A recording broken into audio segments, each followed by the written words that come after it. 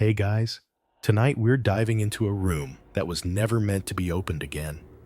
A delivery ward swallowed by kudzu on the edge of Black Fern Hollow. Kentucky, autumn 1975. You stand at the threshold with a flashlight and a county coroner's key, tasting iron in the damp air, hearing the roof tick as it settles. Like a patient remembering pain, you might not survive this.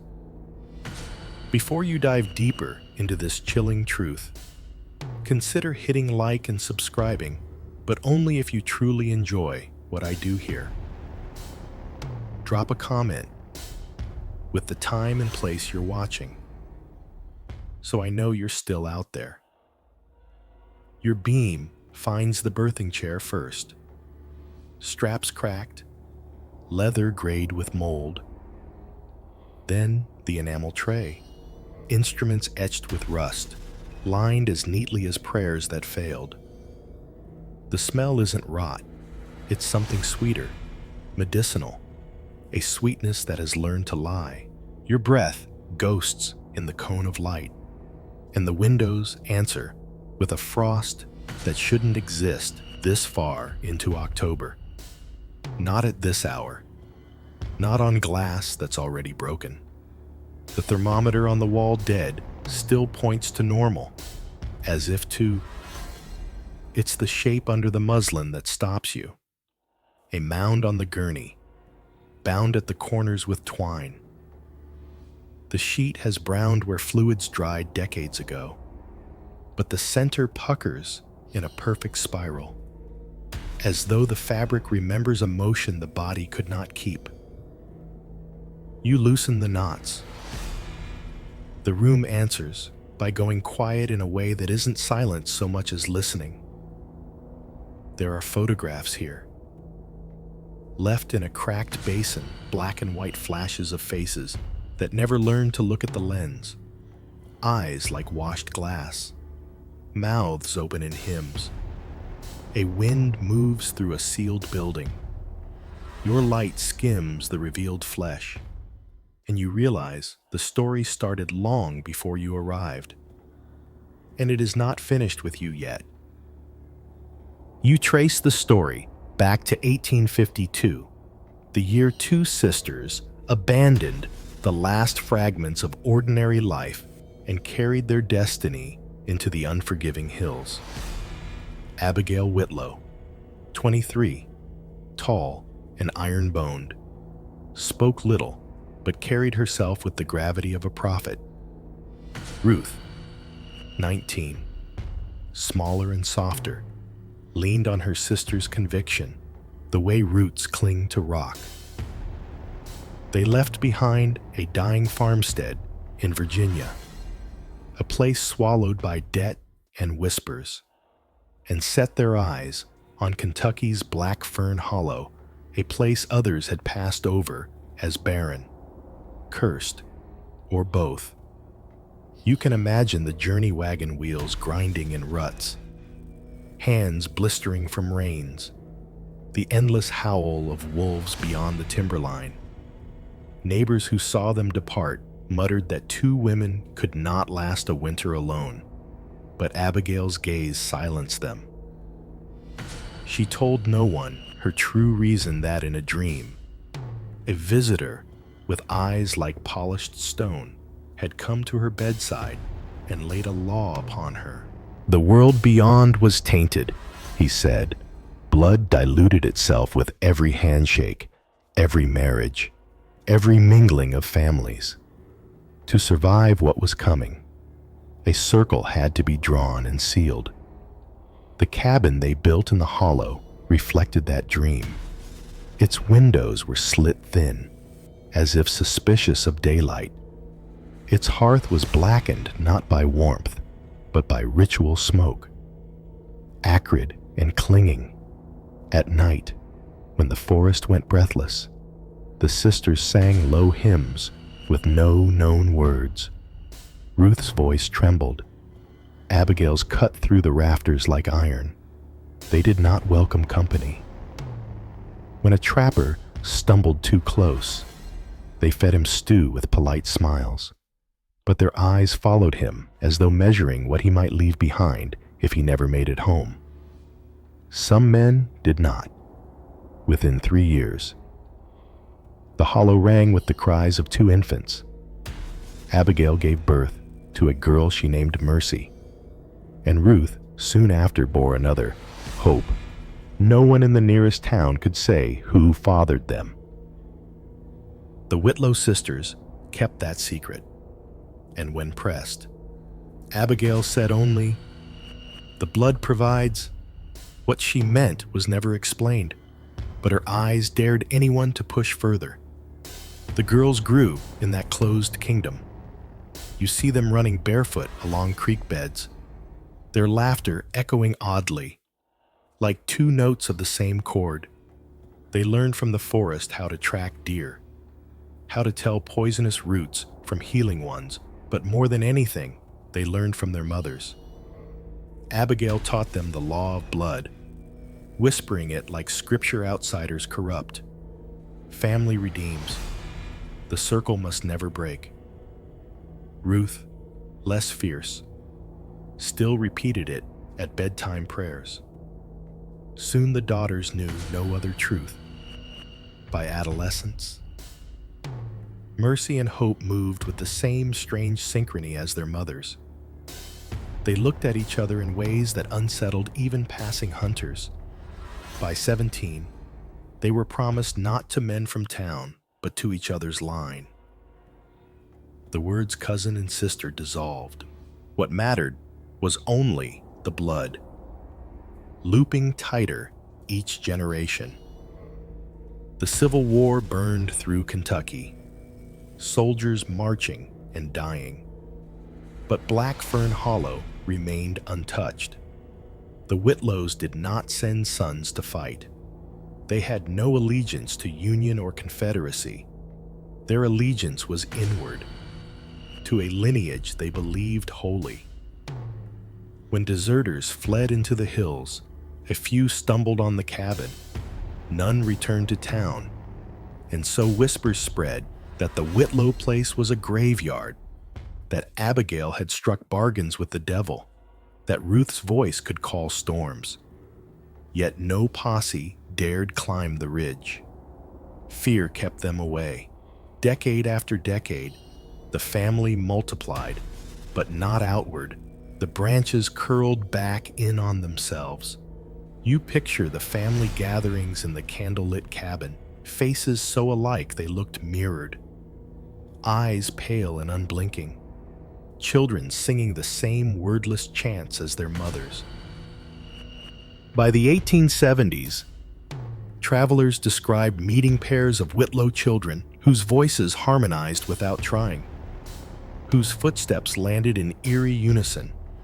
Their hair grew lighter with each generation, their skin waxen, their expressions unreadable.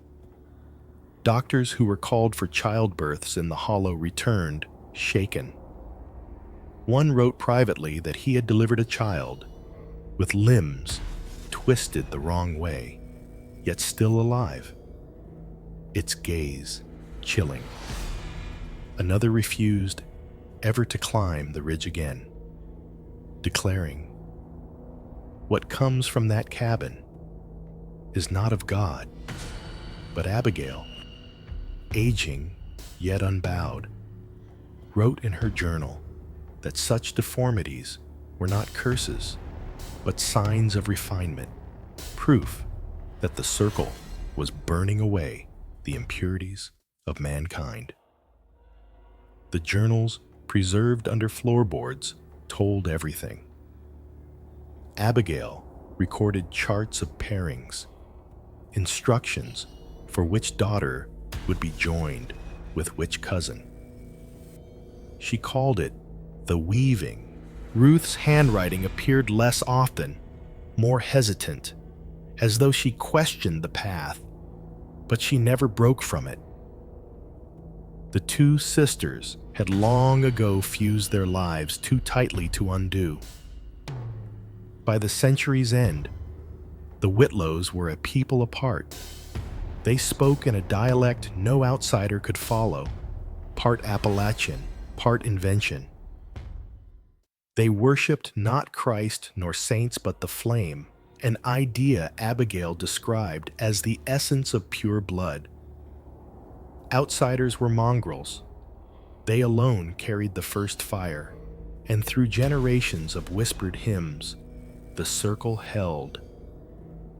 Now, standing in the ruins 100 years later, you feel how it began: two sisters, a dream of purity, and a cabin raised like a fortress. Every brick of horror that followed rests on that foundation. The muslin sheet in the ward is not the end, but the echo of that beginning. You are tracing the spiral back to its first coil, and the air grows heavier the deeper you see it. You carry the weight of the hollow silence with you as the story twists toward its first true crime. By the third generation, the circle Abigail had begun was already choking itself tight. You see it most clearly in Clara Whitlow, granddaughter of Ruth, a young woman who bore the face of the family legend, pale hair like ash, eyes that seemed washed clean of color, and a voice that often split mid-sentence into two tones, as if someone else were speaking through her. Clara was chosen early. At 13, she was declared a vessel, the one who would bring forth a child that proved the blood's promise. You imagine her life inside the cabin: meals of boiled roots, broth, venison stripped of fat, always eaten in silence under the staring portraits of Abigail and Ruth, their pale ink eyes watching. Clara was told her body was sacred, but only as a tool. By 16, she was already with child. Her mother called it a blessing. Clara, trembling in her narrow bed, called it a fever. The pregnancy was not like others.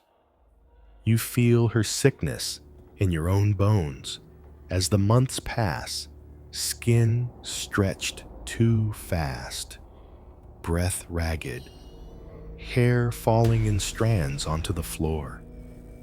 She whispered to the child in her belly, though what she said no one could hear. At night, she scratched spiral patterns into the wood of her bed frame until her nails bled. She told her younger cousin that the baby spoke to her not in words, but in pulses, flashes of images like fire licking through fog. The cousin tried to tell the elders, but they only smiled. "The circle is closing," they said. When the night came, the storm outside felt like a warning.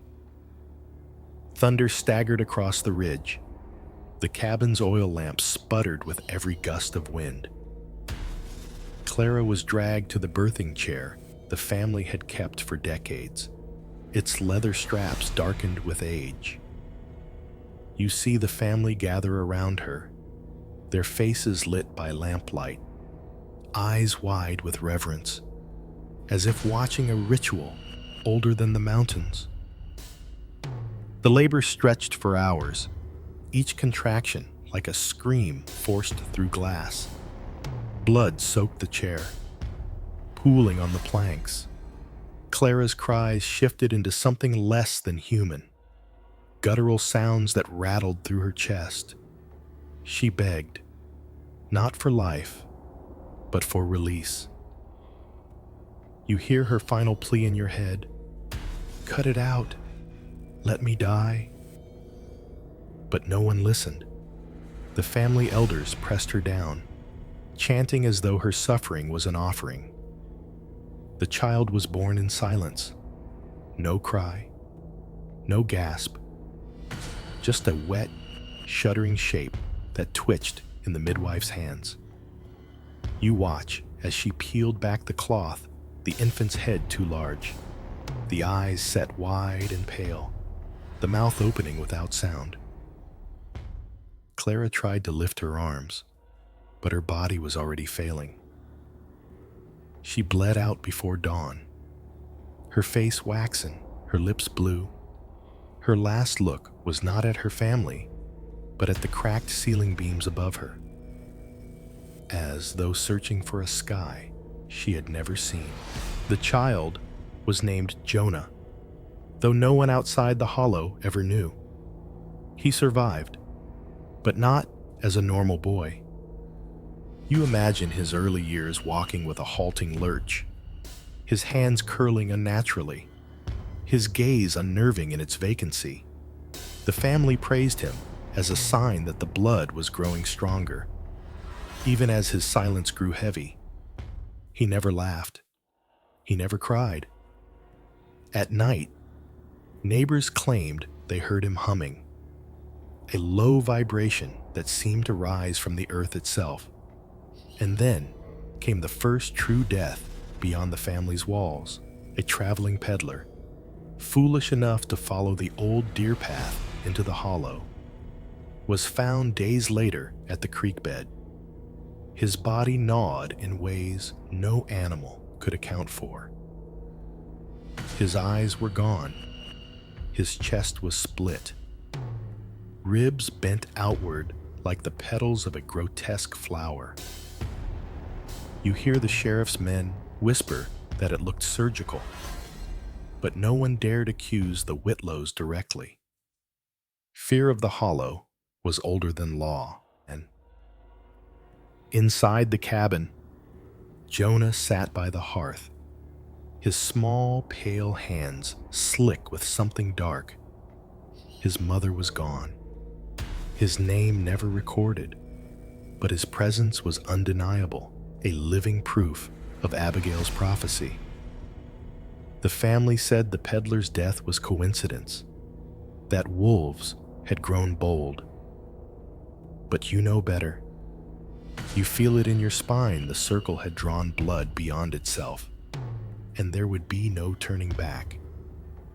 Years blurred, and Jonah's oddness grew sharper. He would vanish into the woods for days, returning without explanation, sometimes carrying small bones he arranged in spirals on the floor. Children in nearby valleys whispered of a pale boy with a crooked gait who watched them from the tree line. Adults dismissed it.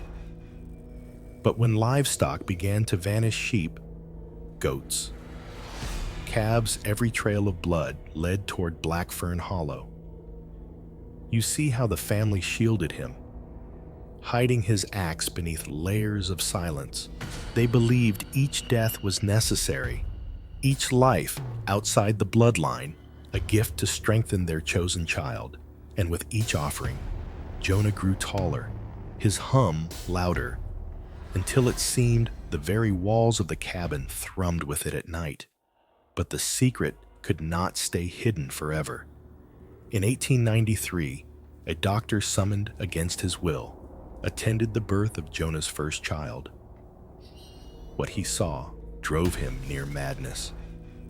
He staggered down the mountain, his coat soaked in blood, muttering, "Not of God, not of God." He told the sheriff, but by morning he was gone. His home burned to ash. No body was ever found. And so the circle continued, fed by silence and fire. Clara's death was the first, the peddler the second. But they were only the beginning. You sense the inevitability, the way the spiral tightens. Each step, each sacrifice, is another turn towards something darker. The Whitlows were no longer just a family, they were a crucible. And you, standing in the abandoned ward a century later, feel the echo of Clara's scream and Jonah's hum vibrating beneath your feet, reminding you that crimes like these are never buried. They are only waiting. You know by now, the Hollow was not just a refuge, but a forge. With each generation, the circle turned tighter, the spiral dug deeper, and the blood drew hungrier. Jonah was only the beginning. What followed was escalation deaths that could not be hidden, patterns that grew too grotesque to dismiss as accidents of wilderness. By the turn of the century, Jonah's children had multiplied. Some were stillborn, their bodies twisted into forms the family buried beneath unmarked stones. Others survived, though survival did not mean life as you understand it. You picture them wandering the hollow barefoot, skin so pale it glowed in moonlight, their movements jerky, as if pulled by strings. They spoke in fragments, not words but guttural sounds that sometimes harmonized into chants. And the family claimed these noises were prayers. Neighbors who overheard called them curses. The first clear sign of escalation came in 1901. School teacher named Martha Evans disappeared on her walk between town and the ridge. Weeks later, her body was discovered at the mouth of the hollow. Her skin bore no knife marks, no gunshot wounds, but her torso was opened with a precision that chilled the sheriff who examined her.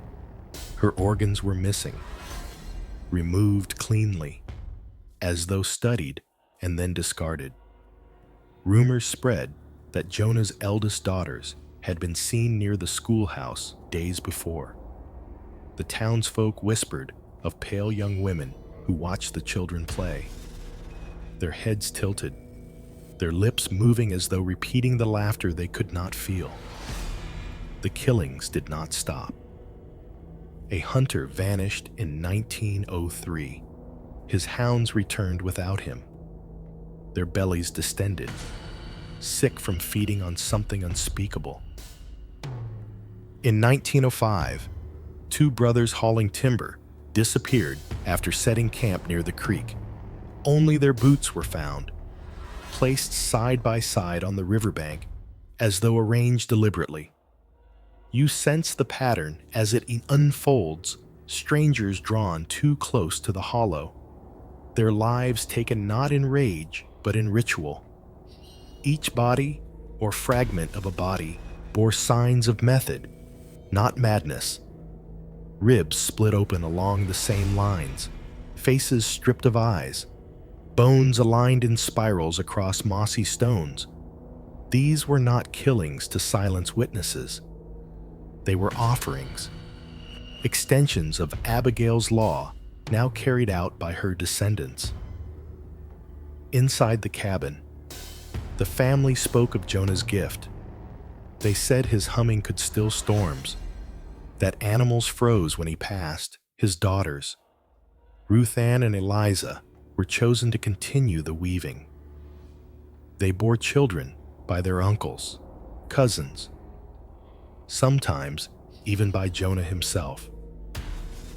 The lines blurred until every child was the bloodline folded back on itself. Each birth carried more risk, more deformity, but the elders welcomed it. The blood is refining, they whispered, watching infants with too many fingers or eyes that wandered in different directions. You imagine the horror of a midwife cousin holding a newborn whose chest rattled with two uneven heartbeats, only to watch it gasp and fall still. The family did not weep. They lifted the body to the firelight and chanted, "The circle is stronger." Outside the hollow, fear grew. Children in the nearby valley reported seeing strange figures watching them at dusk tall, thin shapes swaying in unison like stalks of corn in the wind. Farmers spoke of livestock drained of blood, but otherwise untouched. Dogs refused to hunt near the ridge, howling if forced closer. The sheriff's men investigated half-heartedly, but each time they returned shaken, unwilling to describe what they'd heard in the woods. One deputy quit on the spot, muttering, "Their voices ain't human." By 1910, the Whitlows had become a legend. Parents warned children, "Don't stray near Black Fern Hollow, or the pale women will take you." But legends do not kill teachers, hunters, and timber haulers. Flesh and blood hands did, and they belonged to Jonah's kin. You see the escalation not just in numbers, but in boldness. By 1915, they no longer waited for strangers to stumble into their world. They ventured out at night, pairs of sisters slipping into town to watch through windows, to stand at the edge of farms. One farmer woke to find all his chickens dead, each throat slit cleanly, feathers arranged in a spiral at his barn door. Another swore he saw a girl with pale hair crouched over his pigsty, her mouth dark with blood. The law tried once more. A marshal rode up with 3 men in 1917, determined to question Jonah. They did not return. Their horses were found days later, wandering near the hollow. Saddles empty, reins cut. The marshal's badge was nailed to a tree at the hollow's mouth. From then on, no lawman rode that way again. The family celebrated each vanishing as proof of their protection.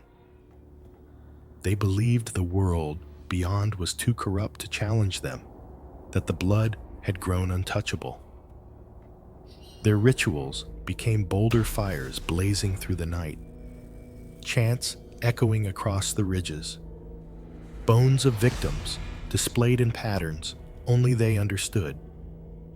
And you, walking the ruins a half-century later, feel that legacy pressing in on you.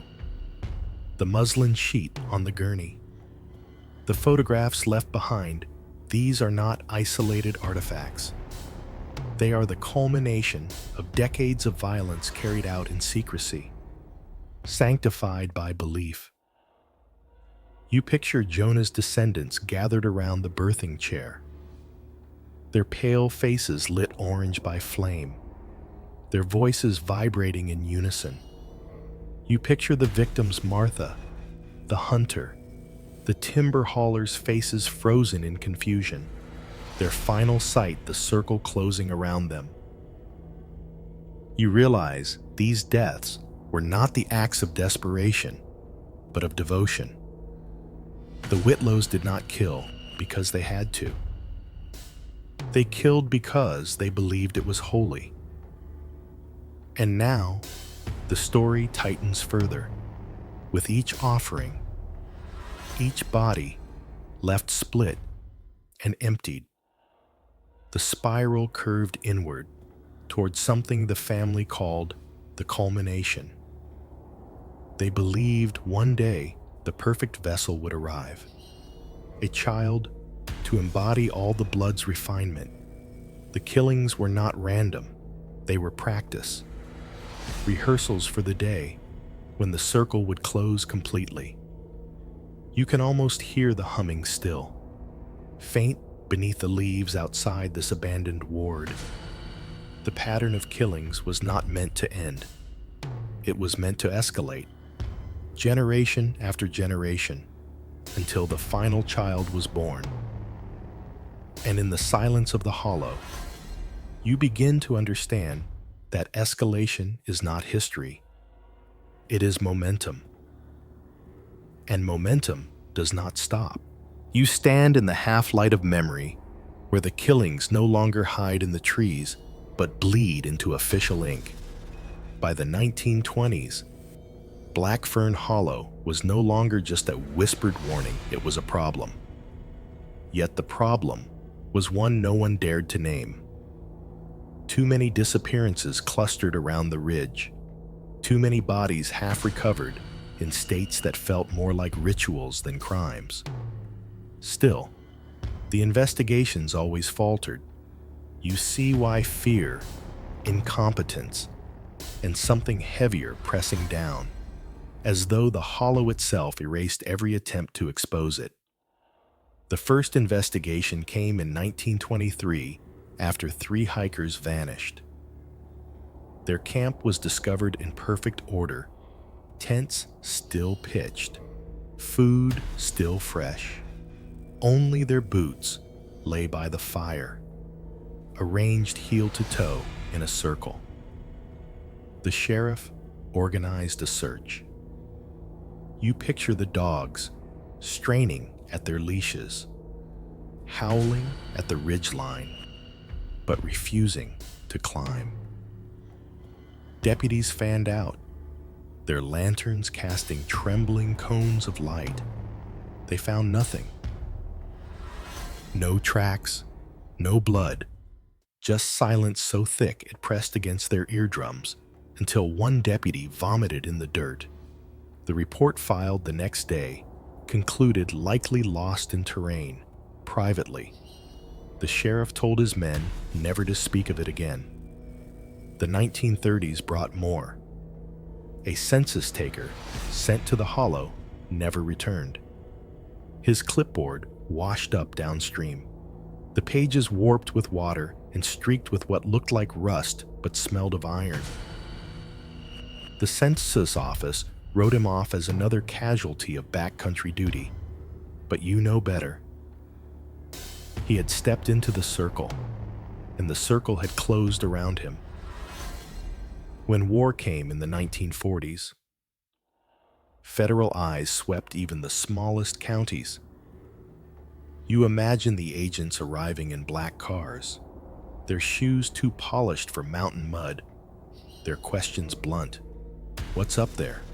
Who lives in Black Fern Hollow? Locals shrugged, feigned ignorance. The truth is, they were terrified. They had seen enough pale faces at the edge of their fields, enough spirals carved into their barn doors, to know better than to answer. The agents rode up the ridge once. They never came back. Their report, what little of it leaked, said only, no contact. Area unstable. Recommend no further pursuit. You sift through testimony, scraps of interviews gathered decades later. A farmer's wife confessed that she saw 2 Whitlow women in 1952 standing at the edge of her cornfield under the harvest moon. They were tall, thin, hair gleaming silver. They did not move. They only watched. She ran inside to wake her husband, but when they returned, the women were gone. The corn in that row never grew again, as if the soil had been salted by their gaze. Police files from the 1960s read like fragments of nightmares.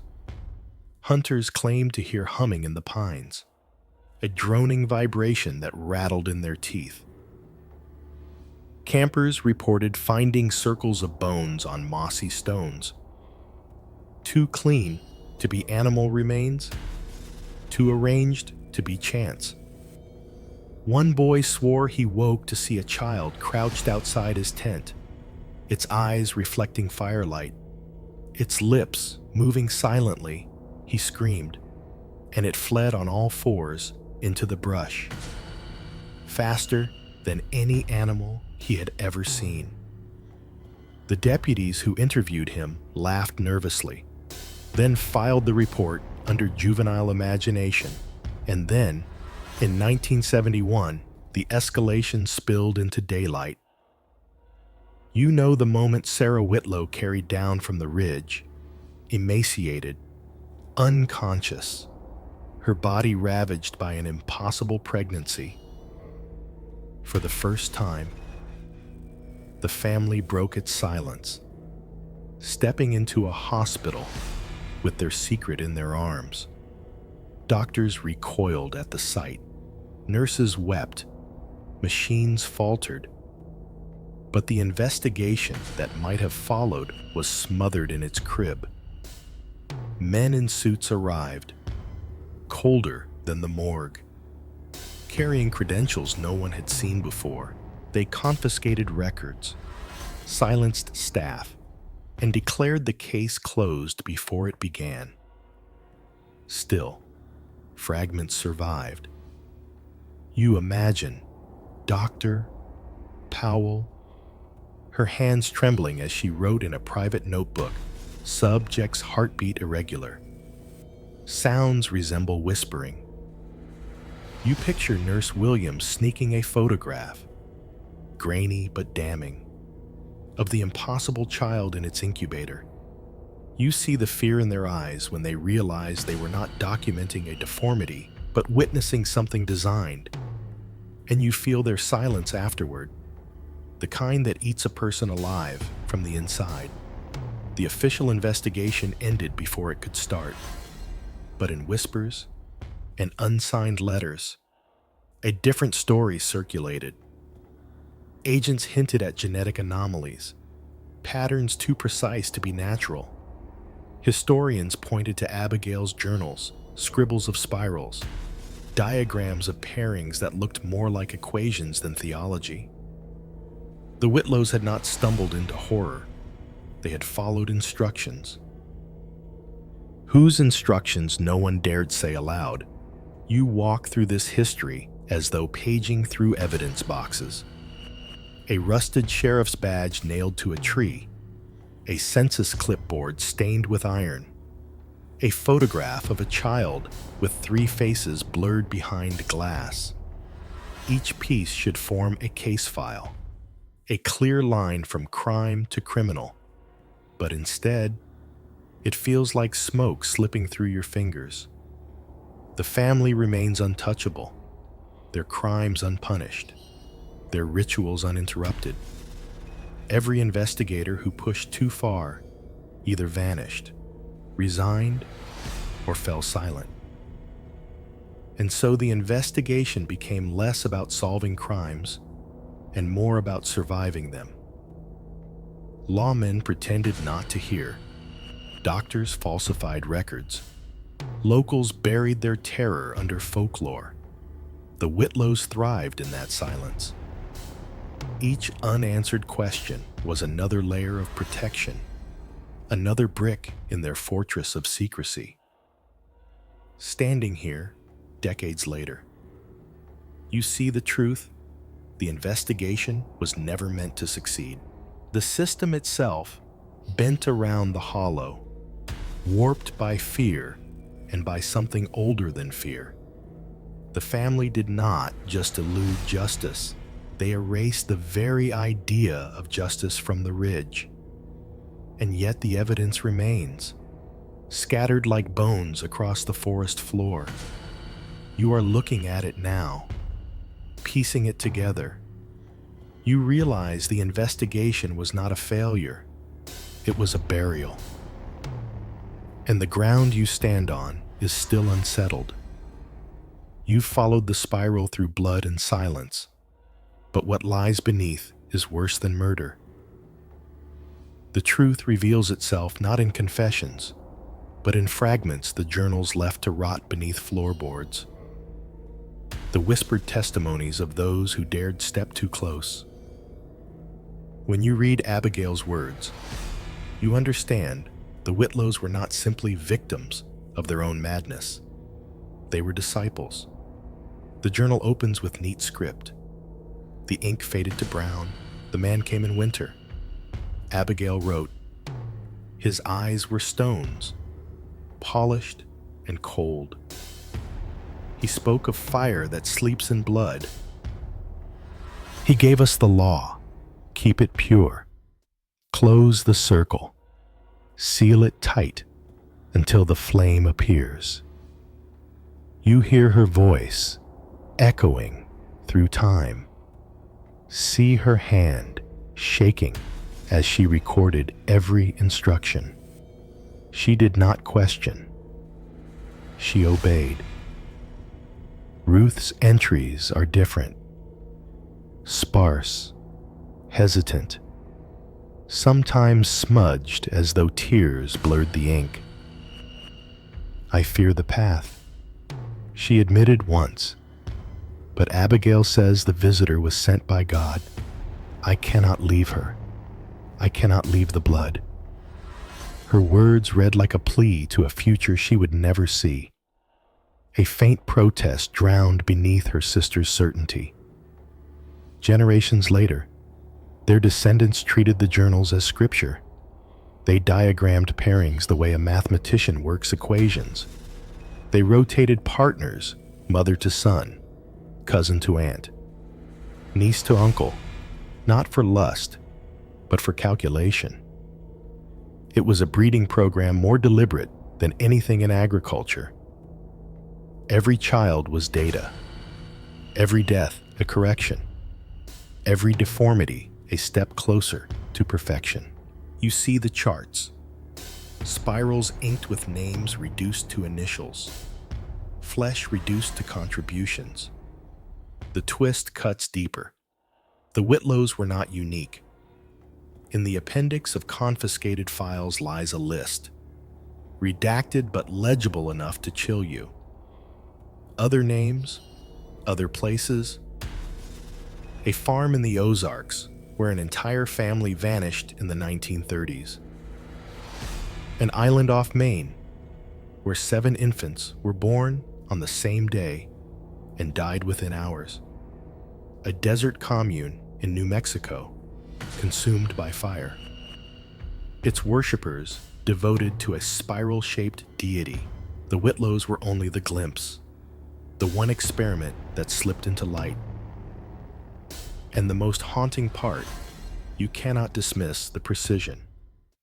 Doctors who examined blood samples decades later reported anomalies too structured to be accidents. Sequences repeating like code, strands of DNA folding in patterns that looked less like biology and more like design. It was as if someone had left instructions in the human genome, waiting to be unlocked by patient, deliberate hands. The Whitlows thought they were preserving purity.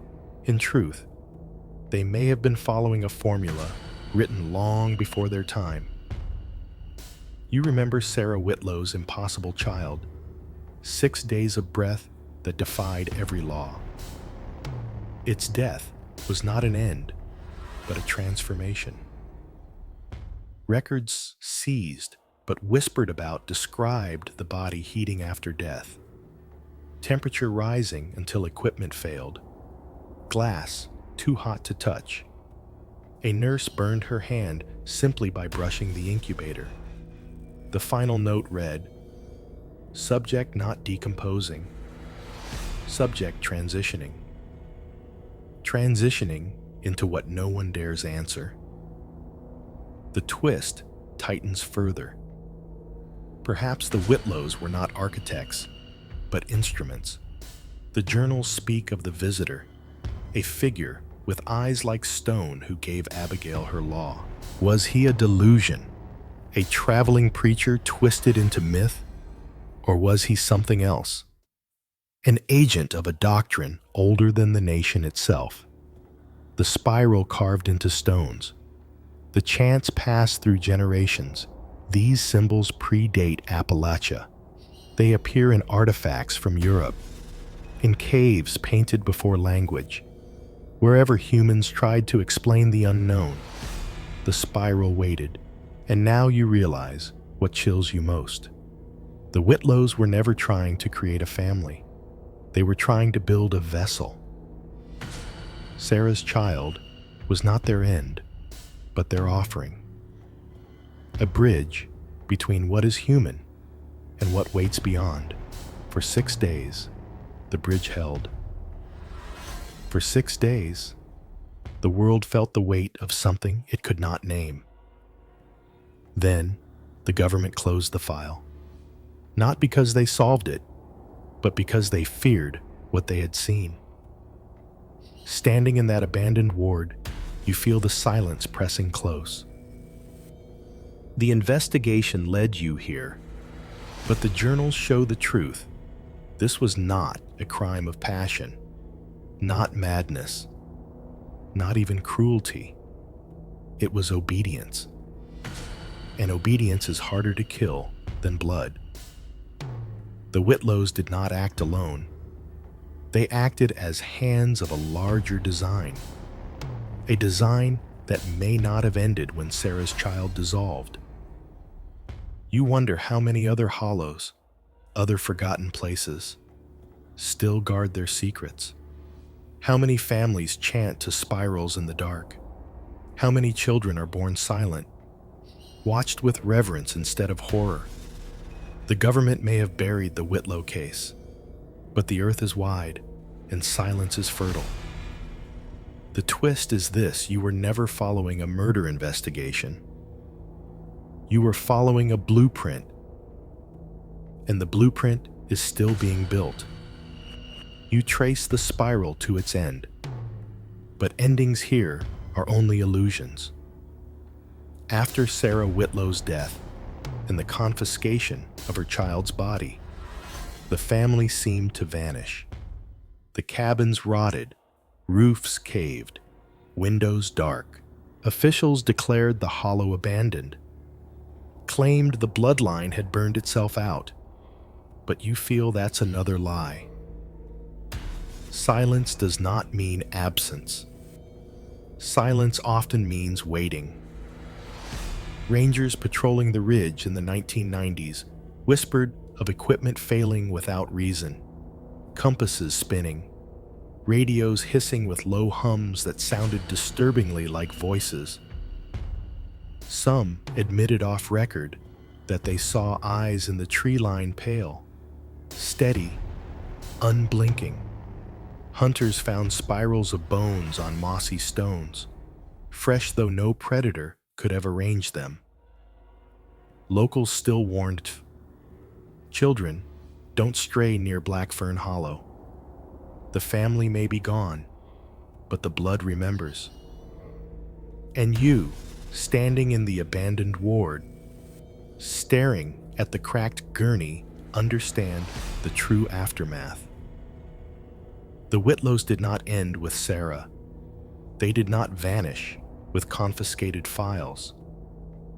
They succeeded in proving the blueprint could work. That flesh could be bent to something else's will. Whether the experiment continues in another hollow, another forgotten valley, or in laboratories with sterile lights and locked doors, you cannot know. But you feel it. The spiral is not broken.